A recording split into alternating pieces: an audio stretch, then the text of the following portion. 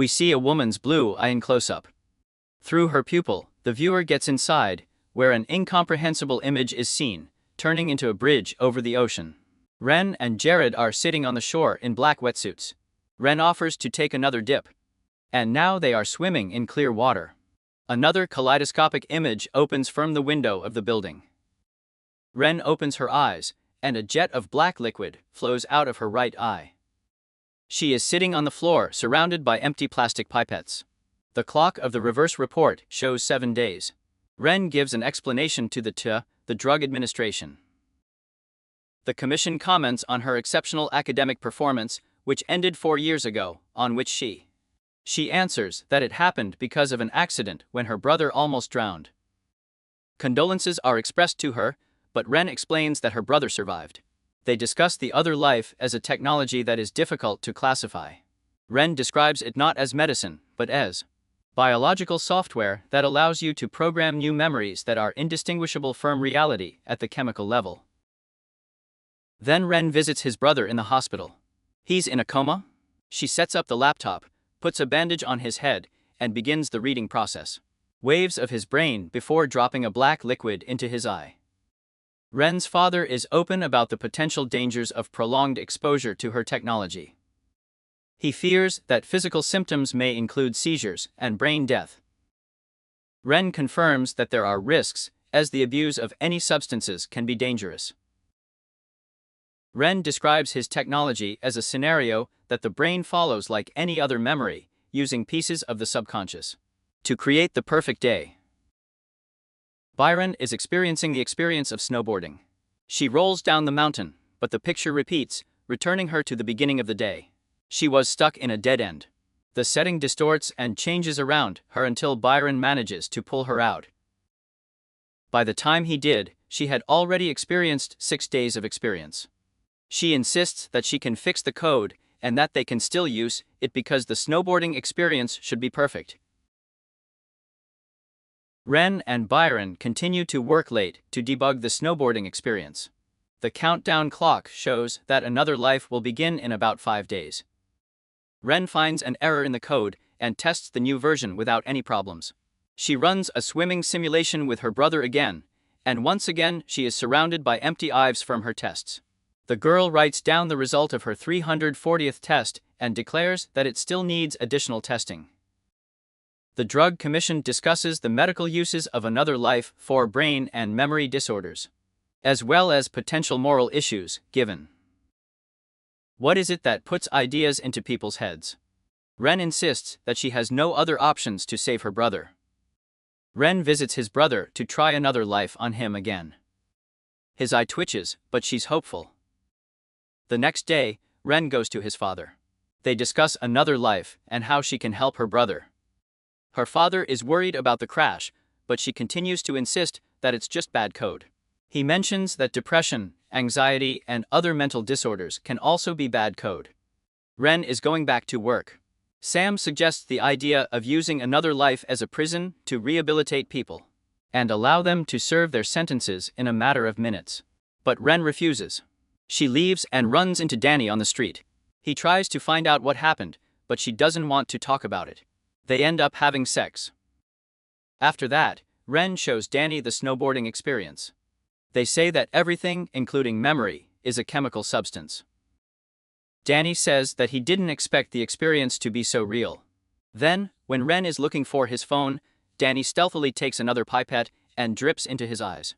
Instead of snowboarding, he gets one of Ren's experimental models, where she swims with her brother. He's having seizures. He doesn't come to, so the girl calls an ambulance. The hours of the reverse report are slightly less than 5 days.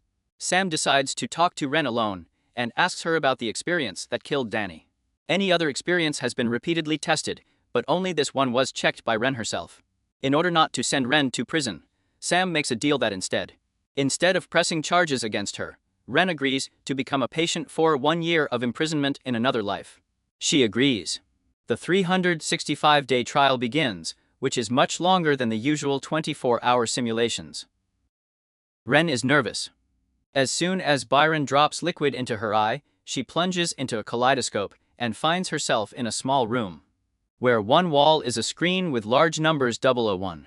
The room has a sleeping mat, toilet, tablet and pen, as well as a hatch for food, water and toiletries. She exercises, eats, and keeps notes on her tablet about how to improve space. Just to remember that no one else can read these notes. When the cell is reset, the light turns red, and the number changes to 0.02. She remembers how Danny was convulsing because of her. On the 5th day, she remembers swimming with her brother and how she lost him, saw his body washed up on the shore. She promises her brother that she will not forget him. 87th day. She argues with herself about whether her brother is really gone, and whether she can actually bring his life back with the help of programming. Day 365 is coming. She waits until the red light turns on. The number 001 appears on the scoreboard again. Ren panics and realizes that the exit procedure didn't work. She screams and starts smashing everything around. Exhausted, Ren lies on the floor and hears the wind whistling. The girl opens the hatch and finds a crack through which she climbs. She gets into her room covered with a film. Ren quickly grabs the keys and coat and disappears into the truck. She gets on a busy road, sees an advertisement for OtherLife with Sam's face.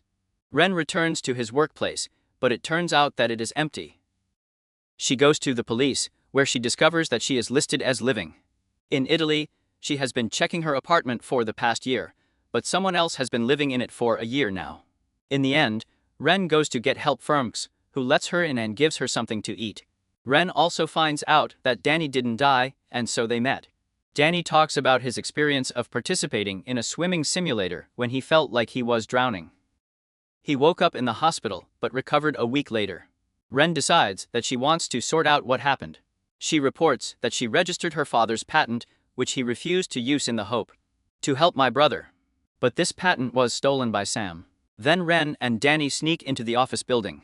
In the office, Ren finds his hard drive and takes it away. Then they rush by car to their father's house to find his computer there with data about OtherLife.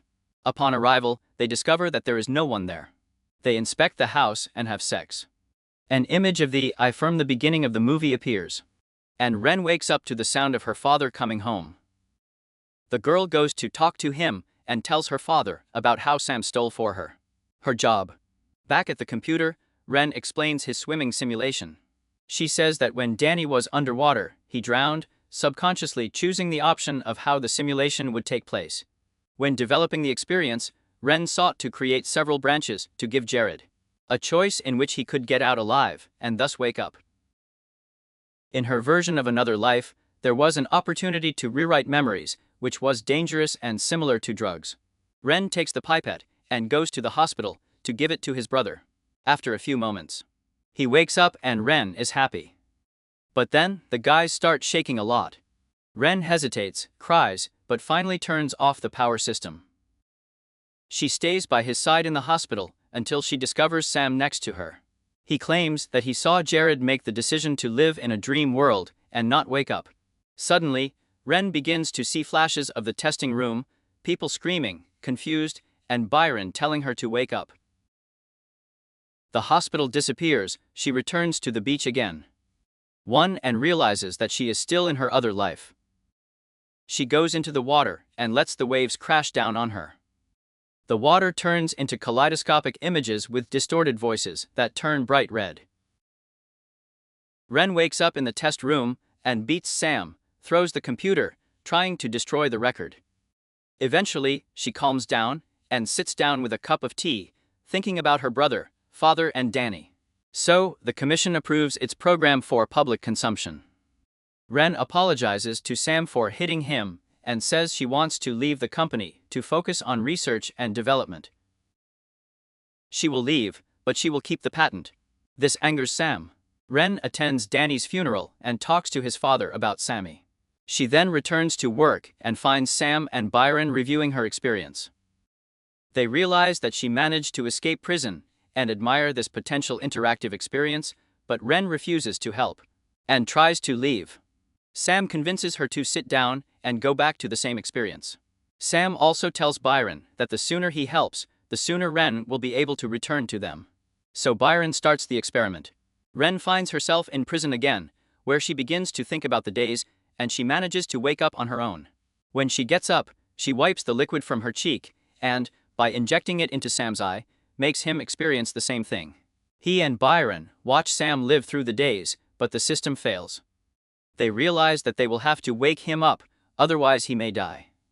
But Ren is waiting until he goes through all 365 plus 1 day like her. Sam wakes up and cries. Ren and Byron leave him alone. Later, the girl meets her father in the hospital, and they mourn Jared's death. Ren returns to the bridge on the beach and looks at the ocean. That's it for me, guys. Thanks for watching. Like the video and subscribe to our channel. See you soon.